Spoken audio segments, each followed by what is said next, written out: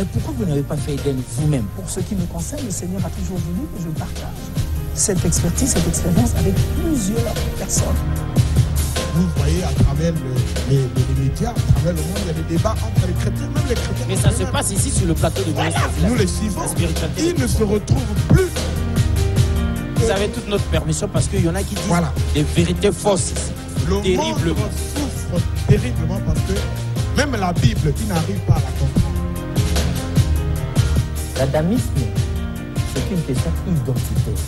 Où tu es, où tu n'es pas. L'être part de quelque part. Il faut lui affecter un esprit, une force capable d'animer l'être. Cette Afrique dont les chrétiens ne veulent pas entendre parler était une Afrique organisée. L'Égypte était déjà organisée quand la Grèce n'existait même pas. Et vous ne pouvez pas me montrer aucun verset du Coran qui pousse aux gens d'aller tuer. La Bible est mystérieuse. C'est pas donné comme ça. C'est Dieu qui parle. Et il vient en Afrique centrale, particulièrement au Congo, et il dit, ça c'est mon territoire. Il délimite son territoire. Les dons en homme. Jésus a dit, je m'en vais, mais je ne laisse pas l'Église seule. Il a laissé les dons en homme, qui sont les serviteurs de Dieu. Et leur rôle, l'apôtre Paul l'éclaircit en disant, ce sont des colonnes de la vérité au sein de l'Église. C'est-à-dire, c'est eux qui doivent édifier l'Église pour que l'Église ne tombe pas, pour que l'Église reste fidèle jusqu'au retour du Seigneur, l'époux de l'Église. C'est dans ce sens-là que nous avons des hommes de Dieu qui enseignent la parole de Dieu dans les églises, et non seulement là-bas, ils viennent aussi sur des plateaux télé pour édifier non seulement les membres de son église, mais le monde entier, et ceux qui croient et ceux qui ne croient pas. Il se peut que vous ne croyez pas encore. Et peut-être à la fin de cette émission, vous allez croire, parce que nous avons reçu un don en homme, un homme de l'Église, pour nous parler de la parole de Dieu. Bonsoir et soyez les bienvenus à votre émission Homéostasie, la spiritualité des profondeurs. Et pour ce soir, comme je vous ai dit, on a reçu un don en homme, un homme de Dieu, le pasteur Ange Aluna. Et avec lui, nous allons aborder un thème très capital pour tout le monde, c'est-à-dire pour les croyants et pour ceux qui ne sont pas croyants. Dieu est le cœur de l'homme. Voilà le thème que nous allons aborder avec lui. Je ne suis pas seul sur le plateau, je suis avec mon collègue Alexis Bongo. Bonsoir, cher collègue. Bonsoir, Freshnel. Comment vous allez? Ça va. D'accord. Le thème... le thème est très important. Dieu est le cœur de l'homme. C'est pour dire que, vous savez, on est des chrétiens, des croyants, on prie Dieu. Maintenant, nos relations avec Dieu, certainement que tout le monde sait que Dieu ne regarde pas les habits, il regarde le cœur. Donc, le cœur doit occuper une place primordiale dans nos relations avec Dieu. Donc, si nous avons un homme de Dieu qui vient pour nous parler de Dieu et le cœur de l'homme, je crois que c'est l'occasion pour nous de suivre attentivement et de chercher en même temps à comprendre ce qui se passe entre nous et Dieu, à travers notre cœur. Voilà. Alors, l'homme de Dieu, avant vraiment que je vous présente par rapport à votre thème, je voudrais juste introduire une pensée que j'ai eue pendant que je pensais à l'émission. Il m'a été inspiré qu'avec vous, on doit introduire une rubrique « Soit dit en passant ». Donc, le « Soit dit en passant » pour vous, c'est sur deux points. On parle de l'Église de Jésus. Elle n'est pas seulement congolaise, elle est internationale. Alors, sur les réseaux sociaux, on entend des nouvelles, il y a une actualité là-bas, on parle de la calambalisation, on a calambalisé quelqu'un, et il y a la vaseline aussi qui est devenue à la mode. Sur TikTok, là-bas, on ne parle que de ça. Donc, les scandales au sein de l'Église. Et puis, il y a même une vidéo où un mari appelle sa femme, et sa femme lui répond: mais après, c'est comme si elle rentre en extase et commence à parler en langue. Mais le bruit qu'on entend derrière, ça nous dit que c'est une autre scène. Je ne sais pas si vous êtes avertis sur ce point-là. Alors la question, c'est une actualité pour l'Église. Vous, en tant que pasteur du Congo-Brazzaville, quel est votre point de vue sur ce point-là? Est-ce que c'est ça le comportement de l'Église ou bien c'est une dérive? En fait, qu'est-ce qui ne va pas au sein de l'Église? Merci beaucoup, monsieur le journaliste. Sachez-le que nous sommes au temps de la fin. Et lorsqu'on parle du temps de la fin, Dieu a tout établi. Et le mal va s'empirer. Même au sein de l'Église? Même au sein de l'Église. D'accord. Parce qu'on ne peut pas le nier, même au sein de l'Église, parce que n'oubliez pas que là où il y a le vrai, il y a toujours eu aussi le faux. Donc, il y a de vrais journalistes, il y a aussi le faux journaliste. Il y a des vrais pasteurs. Il y a des vrais pasteurs, il y a des faux pasteurs. Et il y a. Les vrais et le blé. Et le blé. Donc, nous ne sommes pas étonnés de constater toutes ces choses. Mais malheureusement, je dirais que Dieu a tout établi. Il a dit que là où le péché abonde, la grâce surabonde. Donc, malgré tout ce qui arrive, mais l'Église a des amortisseurs que le Seigneur a laissés. Et elle ne va pas faillir. On peut appeler ça un signe du temps de la fin? Justement, c'est le temps quand on parle du temps de la fin, c'est l'avènement de notre Seigneur Jésus-Christ. Et la Bible est claire. Et quand les signes seront déjà visibles, et nous allons voir toutes ces manifestations. On n'est pas étonné de voir ces manifestations. D'accord. Oui, mais l'homme de Dieu, est-ce que, même si vous n'êtes pas étonné de voir ces choses-là, est-ce que vous pouvez nous dire quand même que vous êtes choqué et indigné que des chantres de Dieu de cette facture fassent de telles choses et que ça fasse le tour du monde dans les réseaux sociaux? Est-ce que vous, en tant qu'homme de Dieu, ça vous choque? Vous êtes indigné, oui ou non? Bon, pourquoi pas être indigné? Écoutez, l'homme est trinitaire, l'homme a le corps, l'homme a l'âme et l'homme a l'esprit. Et quand on parle de corps, nous avons aussi nos réactions. Donc c'est tout à fait normal qu'on soit indigné, mais l'esprit est là pour nous fortifier. Et l'esprit est là pour nous fortifier et d'aller de l'avant. Et la Bible a même déclaré que le juste tombera 7 fois. Donc il y a des moments où ça peut arriver, mais ce qu'on demande à nous les hommes de Dieu, la prudence doit jouer de beaucoup. Ah oui, un homme de Dieu, justement. C'est quand même lui qui sert d'exemple à suivre. Justement. La Bible dit que quand la prudence fait défaut, le peuple tombe. Donc quand on parle de la prudence, ce n'est pas Dieu, c'est à nous maintenant. C'est à nous les serviteurs, c'est à nous les hommes de Dieu d'être prudents.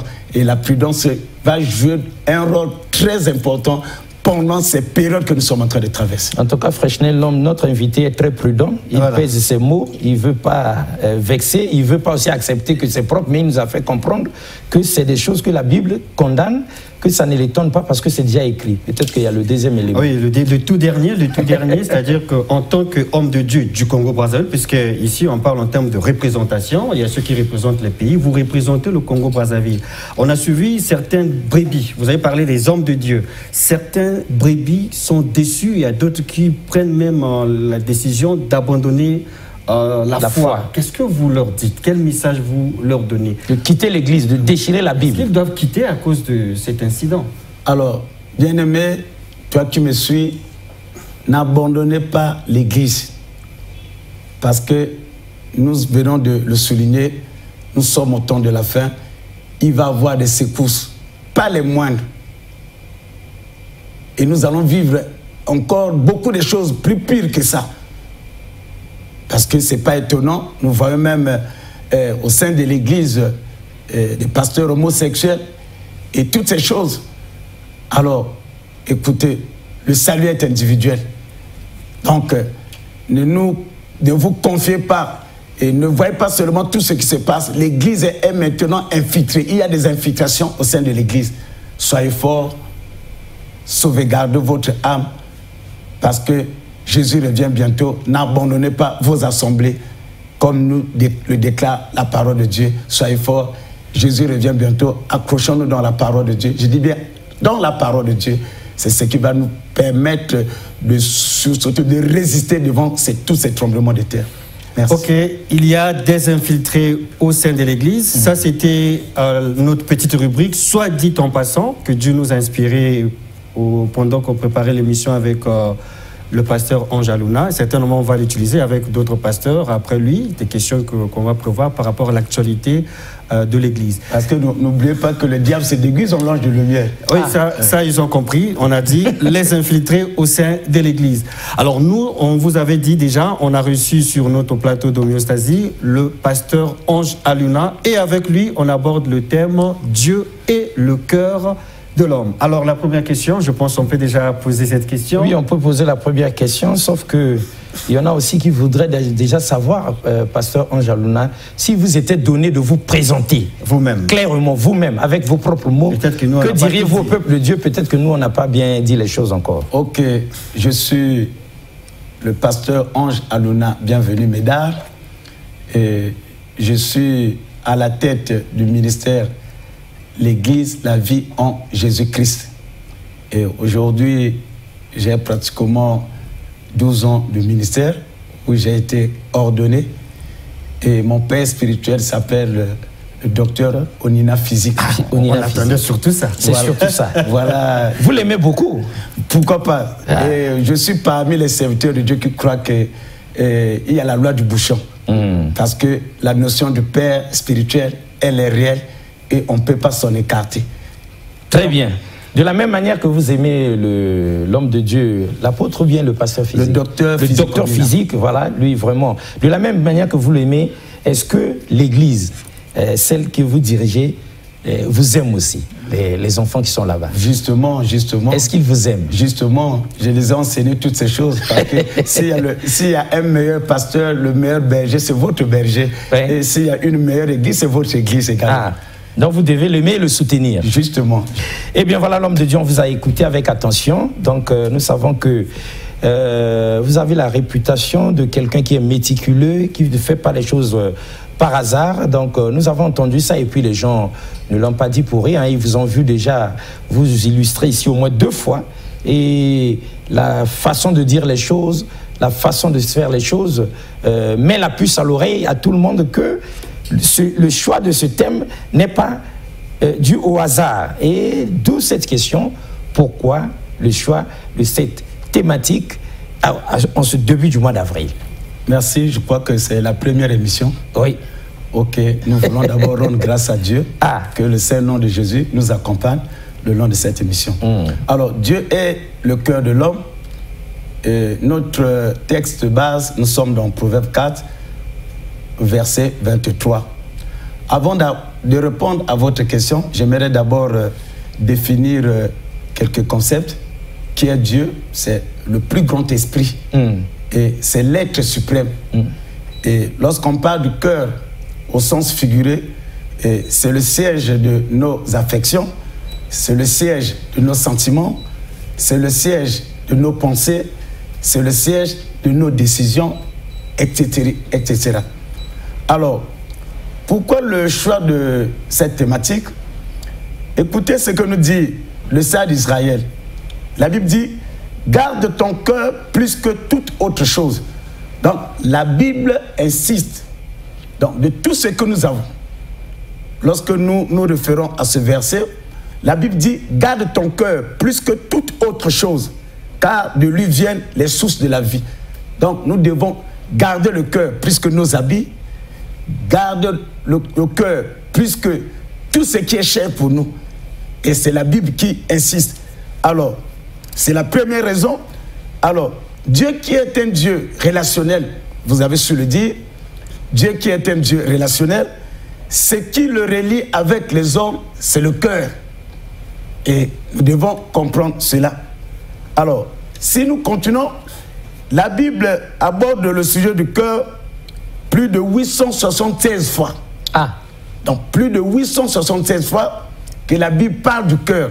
Donc, nous comprenons que c'est un sujet très capital pour notre Dieu. C'est un sujet prédominant pour notre Dieu. Alors, écoute ce que nous dit le psaume 51, le 12e verset. Ça, nous sommes en face de David. David à qui Dieu a dit l'homme selon son cœur. L'homme selon son cœur. Voilà, l'homme selon son cœur. Nous sommes nombreux à comprendre ça et nous sommes aussi, mesdames et messieurs, nombreux à ne pas le comprendre parce qu'on entend ce mot David, l'homme selon le cœur de Dieu. Oui, mais peut-être que vous allez aussi nous expliquer. La Bible dit, David va demander à Dieu, Dieu crée en moi un cœur pur. Ah, pourquoi il a demandé à Dieu de lui créer un cœur pur? Lui qui était le choix de Dieu selon le cœur de Dieu. Alors, David a compris, après avoir commis l'adultère avec Bathsheba, après avoir commis des forfaits, parce que David, il a beaucoup versé du sang, et à telle enseigne que Dieu lui a refusé de lui bâtir le temple. Il dit, c'est ton enfant qui va prendre, qui va me bâtir, parce que tes mains sont souillées du sang. Alors, nous comprenons que David a vite compris que son cœur n'était plus pur. David a compris que son cœur était déjà corrompu. David a compris qu'il n'avait plus le même cœur. Et qu'est-ce qu'il a compris? Donc, son cœur était devenu malade. Et nous comprenons, en passant, un cœur malade conduit aux adultères, comme David l'a fait. Un cœur malade vous conduit à verser le sang humain. Un cœur malade vous conduit dans l'ivrognerie. Un cœur malade vous conduit dans la débauche sexuelle. Un cœur malade vous conduit dans le mensonge. Un cœur malade vous conduit dans la jalousie, dans la haine, dans la rébellion. Un cœur malade vous conduit dans la sorcellerie, dans la magie. Même si vous allez à l'église, mais vous ne serez jamais satisfait. Parce qu'il faut aller... Même en allant régulièrement à l'église. Régulièrement, parce que le cœur étant malade. Même en donnant les dîmes, les offrandes et tout ça. Un cœur malade, c'est un cœur malade, entraîne beaucoup de choses. Alors, nous avons encore une autre raison. Nous comprenons que le cœur de l'homme a une place devant Dieu. Dieu qui voit le cœur. Écoute ce que nous dit selon Matthieu 12, 34 à 35. Nous comprenons que le cœur, selon l'esprit de Matthieu, le cœur est notre vie interne. Et c'est la base de la prise de nos décisions. Donc nous décidons par rapport à l'agissement de nos cœurs. Et selon l'esprit de Matthieu, nos actions sont le résultat direct de ce qui contient notre cœur. N'oubliez pas que là où va le cœur, c'est là où vont nos pas, nos pieds. Alors, écoute ce que nous dit Matthieu 17, versets 16 à 17. Et la Bible nous parle de l'arbre et du fruit. L'arbre et du fruit. Ainsi, donc, un bon arbre produit de bons fruits. Et donc, un mauvais arbre produit aussi de mauvais fruits. C'est clair. Vous comprenez que celui qui a un bon cœur, obligatoirement, il va avoir un bon comportement. Parce que quelqu'un qui a un mauvais cœur ne peut pas avoir un bon comportement. Impossible. Il ne pourra même pas tricher.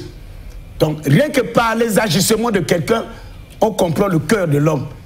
Et c'est pour la raison pour laquelle, même si vous n'avez pas une vie de prière, même si Dieu ne vous parle pas, pour chercher à connaître l'état d'âme de quelqu'un, cherchez dans son comportement. Même si c'est quelqu'un qui cache son comportement, vérifiez le milieu qu'il cohabite. Quel genre de personnes qui vivent avec. Et quand vous voyez qu'il est entouré des soulards, il est entouré des féticheurs, vous comprenez que c'est là où son cœur se repose. Et du coup, vous allez l'aligner. Et je continue. Pour démontrer que Dieu accorde une place importante à notre cœur, il y a la preuve de ces quelques versets que je vais citer. Nous sommes dans 1 Samuel 16, le 7e verset, Romains 8, verset 27. Et la Bible dit que Dieu regarde nos cœurs et non nos habits. Donc, quand nous venons à Dieu, ce qui attire l'attention de Dieu, il regarde nos cœurs. À cause de ces raisons que nous venons, nous avons eu à évoquer et nous allons continuer à évoquer. 2.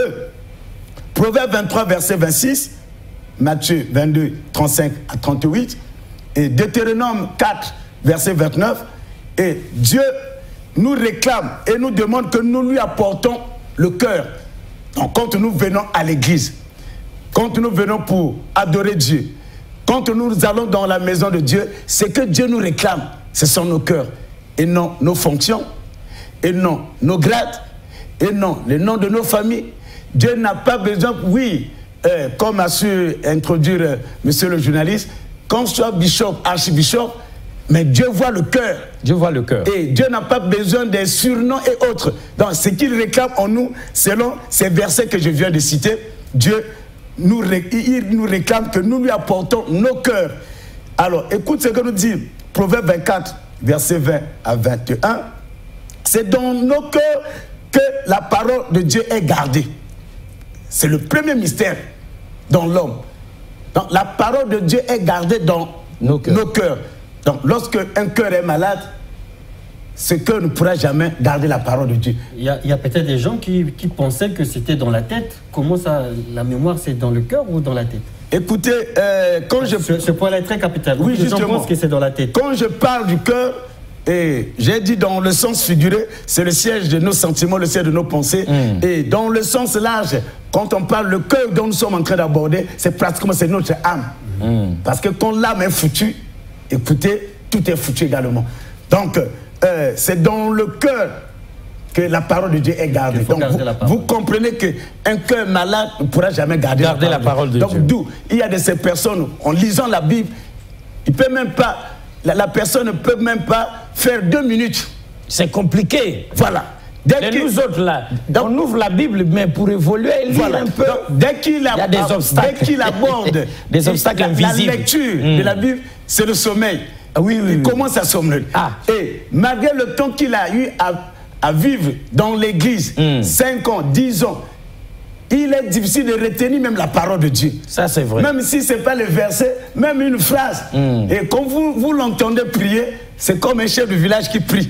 Et donc son cœur est malade. Justement, parce que c'est ça le mystère. Il sort de l'église, on demande qu'est-ce que le pasteur a dit, il ne se rappelle rien. Ok. Alors, selon 2 Chroniques chapitre 5, le 14e verset, Dieu, pour demeurer dans sa présence, Dieu a besoin de notre cœur. Tu ne peux pas demeurer dans la présence de Dieu quand ton cœur est malade. Et comme je l'ai dit, ce qu'on déclare lorsque nous parlons vulgairement la concentration, c'est un problème de cœur. C'est pas la tête. C'est pas la tête. Donc, il y a des moments où, vous voyez, il y a des gens, il y a de ces personnes, c'est une personne qui est en train de prier, dès qu'il y a un mouvement, la personne ouvre les yeux. Ouvre les yeux. Et je veux voir. Veut voir. Et dès qu'en priant, il y a un enfant qui pleure. Nana Betinga Mwana. Alors, lorsqu'on est dans la prière, c'est un état où on est en connexion avec le Seigneur. On oublie même qu'on est dans la chambre.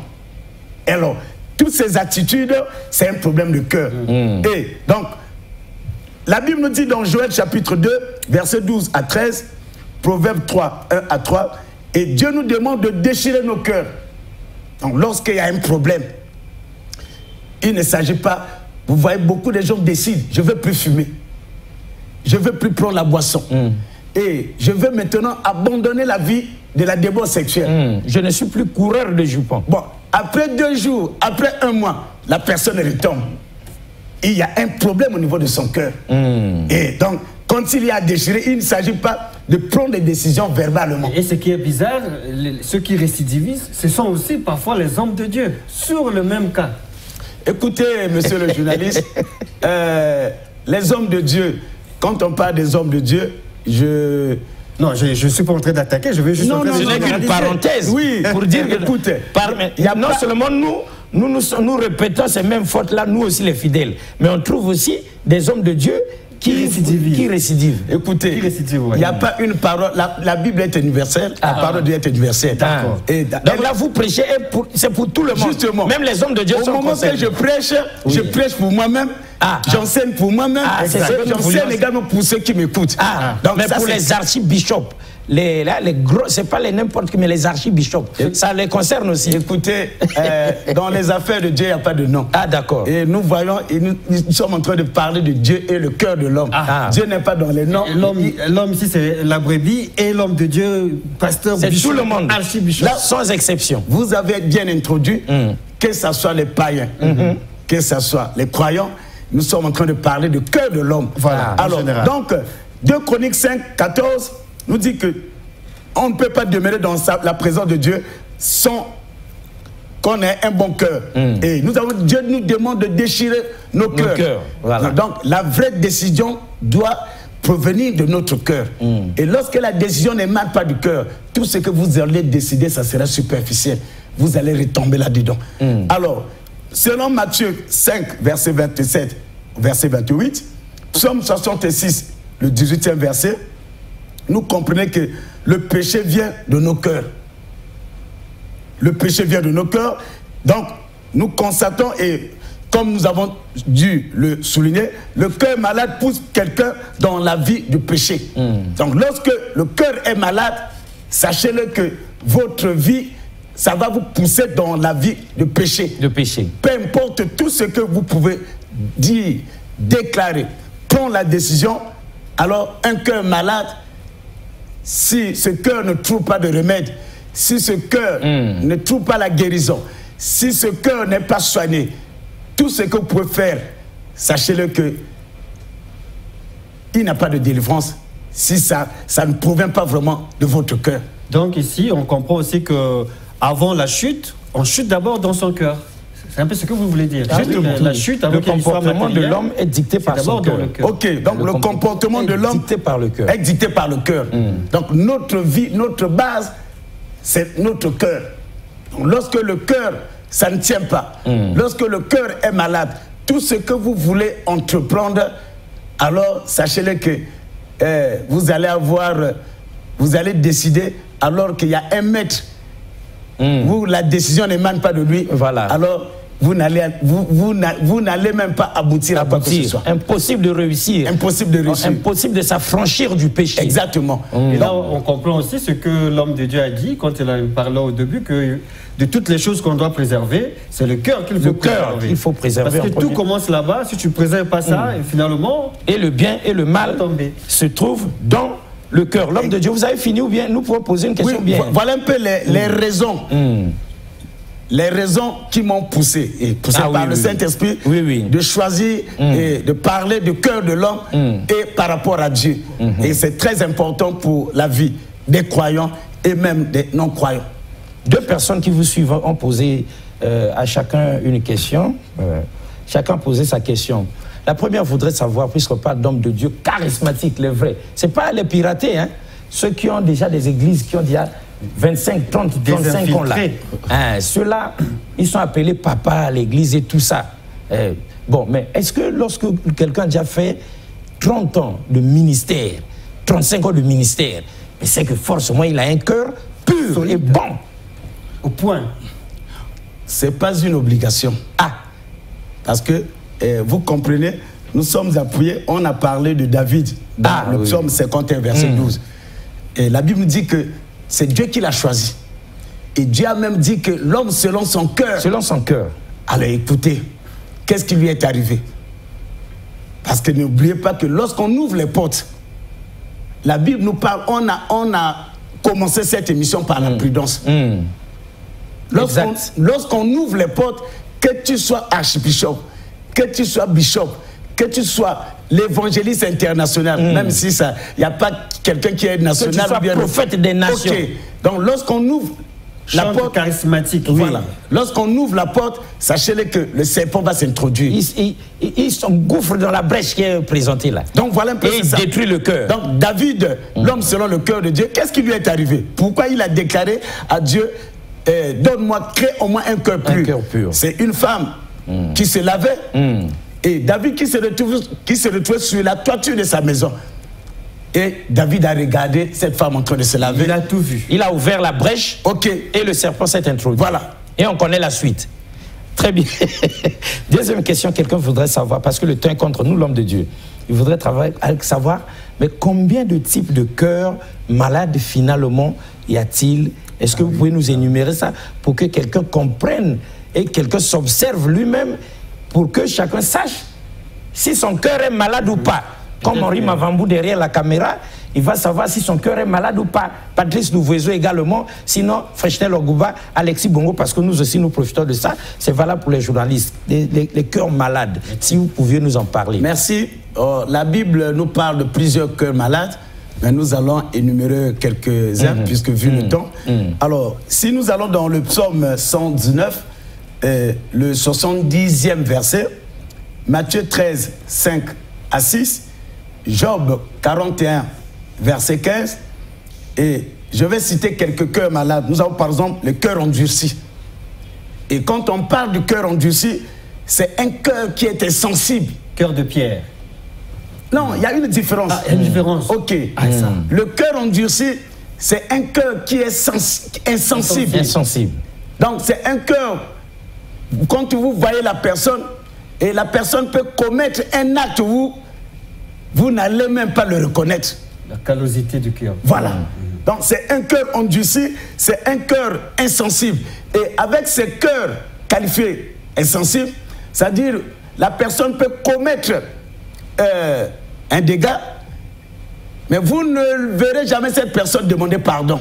Ça ne lui fait ni chaud ni froid. Ni chaud, ça c'est pas son affaire. Les gens sont choqués, quelqu'un a affligé, Monsieur lui-même Alexis, qui a commis. Si vous avez une femme qui a un cœur endurci, tout ce qu'elle peut commettre comme dégâts, ne vous attendez pas qu'elle va vous demander pardon.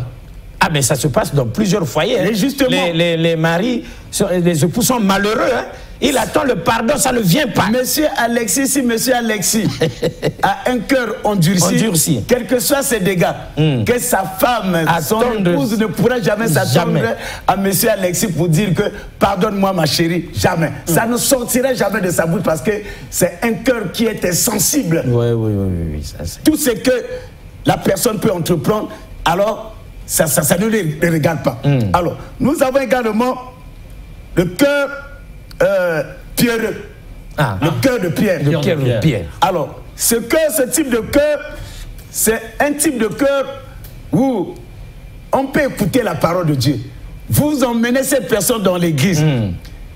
Il viendra à l'église, la personne viendra à l'église pour vous satisfaire. Tout ce que la personne peut écouter comme parole, rien ne peut produire d'effet. Aujourd'hui à l'église, à la maison, c'est autre chose. Dès qu'elle sort de l'église, voilà, retourne sa veste. Donc vous comprenez, avec les types de cœur que nous sommes en train de parler, et ce que nous sommes en train de vivre pendant ce temps de la fin, il y a aussi ce problème. Donc, ce n'est pas le fait que quelqu'un a mis beaucoup de temps à l'église. Ce n'est pas le fait que quelqu'un vit à côté du pasteur. Ce n'est pas le fait que quelqu'un trimballe le sac de pasteur. Ou que quelqu'un est pasteur. Quelqu'un, comme vous voulez le dire. Non, parce que les frères qui trimballent les sacs de pasteur, ils ont des cœurs bons. Le paradis est déjà ouvert pour écoutez, le sujet de pasteur est pour vous vraiment. On veut savoir, les pasteurs aussi ont besoin du salut. Oui, mais, rapidement seulement, mais ceux-là au moins ils ont le paradis déjà.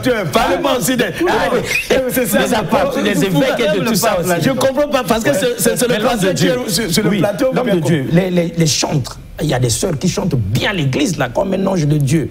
Mais ceux-là au moins, elles ont un bon cœur, le cœur est bon. Donc comprenez que la grâce est trompeuse. Donc lorsque nous voyons les choses, nous jugeons par l'apparence. Et je suis venu vous dire, d'après la parole de Dieu, que ce qui est au centre, c'est le cœur. Donc un cœur de pierre, écoute, toi pasteur, quand l'église est bourrée de ces personnes, ça sera de la bouillabaisse. Ah oui, c'est malheureux. Et tu vas te faire transpirer et se retrouver avec l'hypotension. Si le Saint-Esprit ne te vient pas en aide, alors c'est l'hécatombe. Alors, nous avons également le cœur de chien. Rapidement l'homme de Dieu, parce qu'il y a d'autres questions qui arrivent. Quand on parle du cœur de chien, vous savez que le chien, il mange même ce qu'il a vomi. Ce qu'il a vomi. Alors, le cœur de chien, même c'est le même péché que le Saint-Esprit va marteler. Aujourd'hui, la personne déclare, dit non. Demain, il va revenir sur ce même péché. Parfois, il va demander pardon, mais demain, c'est le même péché. Ok. Donc, le cœur de chien, C'est un cœur vraiment qui ne change pratiquement pas. Mais peu importe la décision que la personne va prendre, et la personne va revenir sur les mêmes choses. Et on tourne tout autour de rond. Mais le problème, c'est qu'on a beaucoup de cœurs de chien même à l'église. Il n'y a pas de problème, on a beaucoup de cœurs de chiens à l'hôpital, on a beaucoup de cœurs de chiens dans la cité. À la en politique, c'est le pire. En politique, les hommes politiques des cœurs de chiens, ils sont nombreux. Vous l'avez déjà dit. C'est pas moi qui le dis, vous l'avez déjà dit. Non, en politique, ils se reconnaissent, ils savent bien qu'ils ont des cœurs de chiens. Donc ça, c'est le troisième type. Ça, c'est le troisième type. Oui. Alors, nous avons nous un ou deux autres types, parce que le cœur est contre nous. Le quatrième cœur que nous pouvons citer, le cœur agité. Ah. Donc, quelqu'un qui a ce type de cœur, si la personne n'est pas là, vous comprenez que la maison est calme. Le milieu est calme. Mais si... l'église est calme. L'église est calme. Si c'est un chantre, et vous constatez que le groupe, il y a le calme. Si c'est l'église, c'est le pasteur, tu vas prêcher dans le calme. Parce que, mais le cœur agité se fait voir toujours par des agitations. Et si vous avez une entreprise et bourrée des travailleurs agités et des cœurs agités, sachez-le que chaque jour vous allez avoir des grèves, des mouvements, même sans raison fondamentale. Ils vont passer le temps à accuser les autres, jusqu'à fatiguer même le chef. Donc là, tu es le chef, tu peux tout faire. Sachez-le que, alors, nous avons le cœur pervers est caractérisé par la méchanceté. Et la personne ne mange que le mal, et tout ce qu'il fait, il respire le mal, il entreprend, il vit dans le mal. Voilà un peu d'une manière sur cette... Oui, Rabassé, parce qu'on sait que ceux qui voudraient bien en savoir un peu plus, mesdames et messieurs, ceux qui voudront en savoir un peu plus, ils n'ont qu'à se rapprocher de l'homme de Dieu, là où ils peuvent être sculptés correctement. On va faire l'examen de leur cœur, n'est-ce pas? Il y a même le numéro, le 06 663 71 52, 06 663 71 52. Et nous voulons aussi rappeler en passant que notre pensée du jour est Dieu scrute les cœurs. Donc ça va de pair avec le thème que l'homme de Dieu est en train de développer.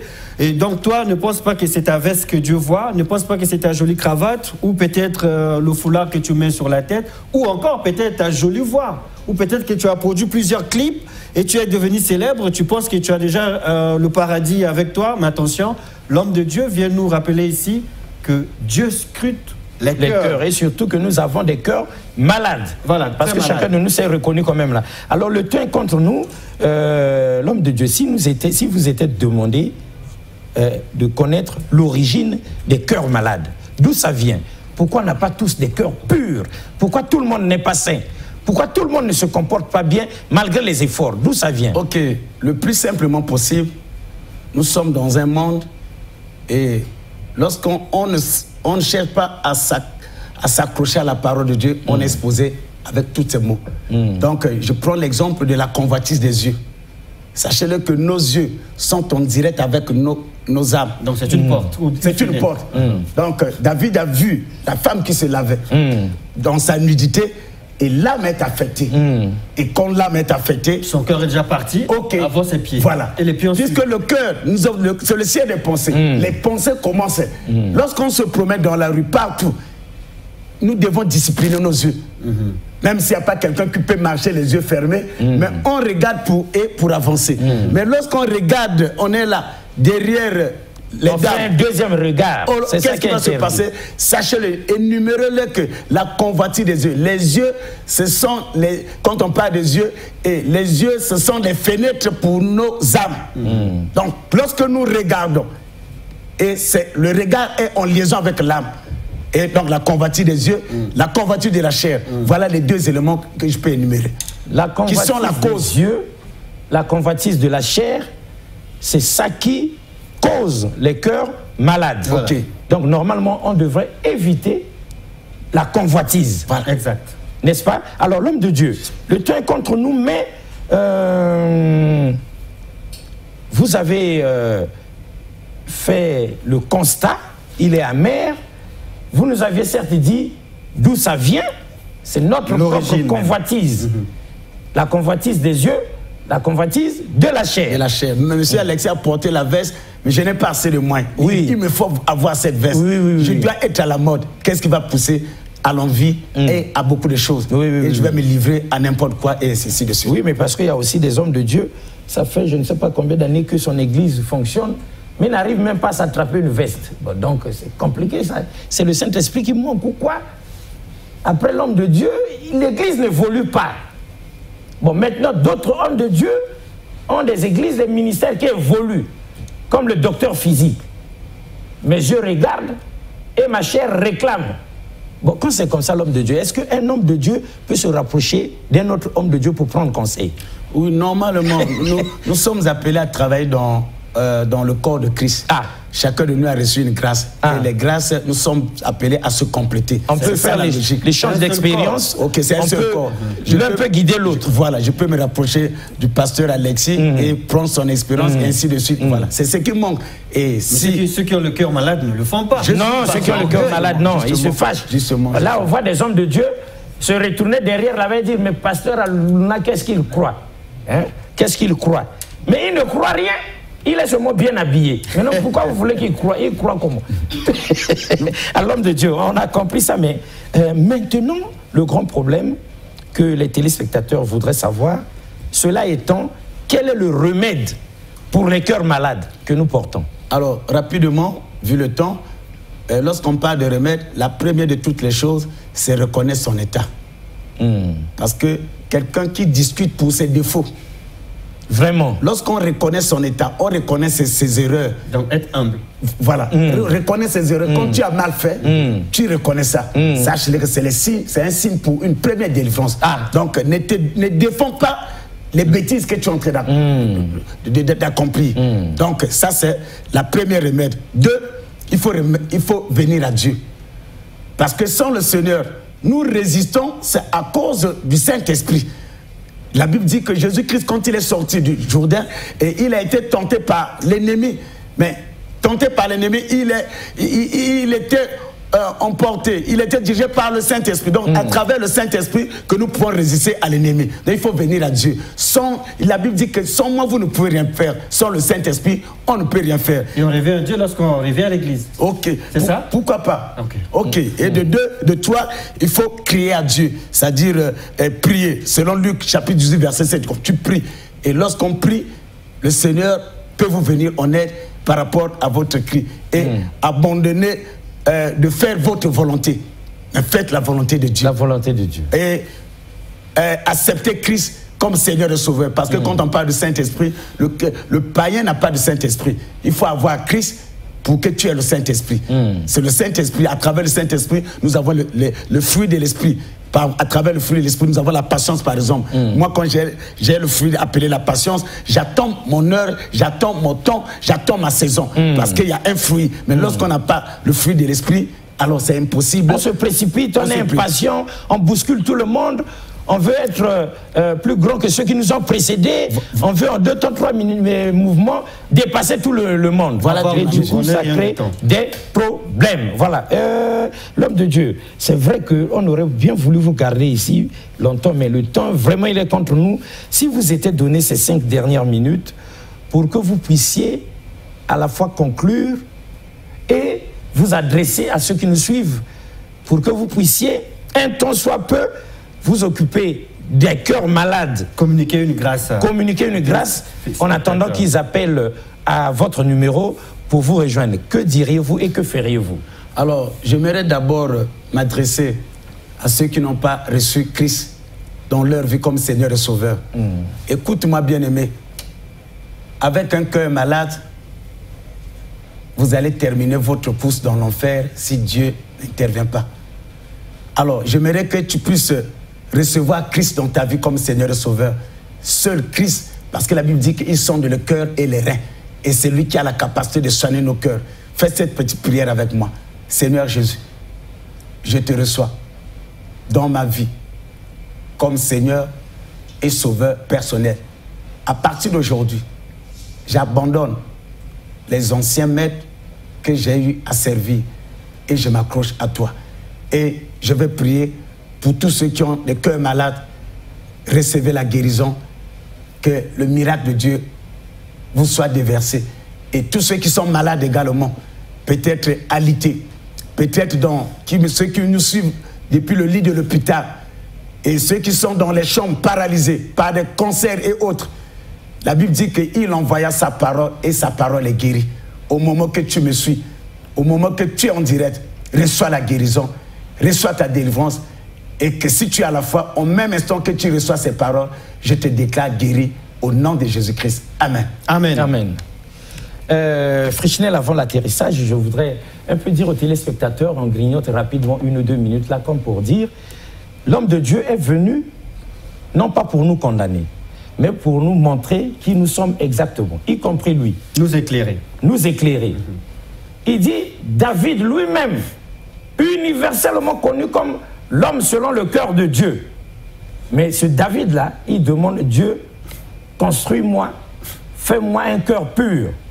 Ça veut dire que, Frichnel, donc vous et nous, qui ne sommes même pas l'homme selon le cœur de Dieu, nous avons intérêt à demander cette pureté du cœur. Parce que ce qui nous limite, c'est notre orgueil. Nous croyons être bons. Et il dit même pour ceux-là qui cherchent le remède, quand tu refuses de reconnaître tes propres péchés déjà, ou bien ce que tu fais du mal devant les gens, c'est grave. C'est toi-même, tu ériges des barricades. Tu deviens enfant de l'enfer. La Bible dit, Dieu résiste aux orgueilleux. Comment le médecin va courir après toi du CHU jusqu'au Ropo Mongali pour ta propre perfusion? Alors il y a beaucoup de gens qui sont malades. Il y a beaucoup de gens qui sont malades. C'est un peu comme ça. À l'homme de Dieu, on a vraiment aimé, mais c'était tellement profond. On espère que vous reviendrez sur ça. Sinon, les uns les autres viendront vers vous. À quel numéro là on peut déjà appeler? 06 c'est même affiché à l'écran. 663 71 52 06 663 71 52, vous appelez à ce numéro, vous aurez l'homme de Dieu, le pasteur Ange Aluna. Très bien, alors donc c'était avec plaisir, mesdames et messieurs, Dieu est le cœur des hommes. Nous étions avec le pasteur Ange Aluna de l'église La Vie en Jésus-Christ. Et nous étions avec Frichnel Longouba. On a essayé un tant soit peu de comprendre, mais en tout cas, ça nous a ouvert les yeux. Et la solution, on ne peut la trouver ailleurs qu'à l'église. En revenant à Dieu, en s'humiliant, en reconnaissant ses péchés et en acceptant Jésus comme Seigneur et Sauveur. Au revoir et à la prochaine. Merci beaucoup une fois de plus. Et pourquoi vous n'avez pas fait Eden vous-même? Pour ce qui me concerne, le Seigneur a toujours voulu que je partage cette expertise, cette expérience avec plusieurs personnes. Vous voyez à travers les médias, à travers le monde, il y a des débats entre les chrétiens, même les chrétiens. Mais ça se passe ici sur le plateau de Moïse. Nous les suivons. Ils ne se retrouvent plus. Vous avez toute notre permission parce qu'il y en a qui disent des vérités fausses. Le monde souffre terriblement parce que même la Bible, ils n'arrivent pas à la comprendre. L'adamisme, c'est une question identitaire. Où tu es, où tu n'es pas. L'être part de quelque part. Il faut lui affecter un esprit, une force capable d'animer l'être. Cette Afrique dont les chrétiens ne veulent pas entendre parler était une Afrique organisée. L'Égypte était déjà organisée quand la Grèce n'existait même pas. Et vous ne pouvez pas me montrer aucun verset du Coran qui pousse aux gens d'aller tuer. La Bible est mystérieuse. C'est pas donné comme ça. C'est Dieu qui parle. Et il vient en Afrique centrale, particulièrement au Congo, et il dit, ça c'est mon territoire. Il délimite son territoire.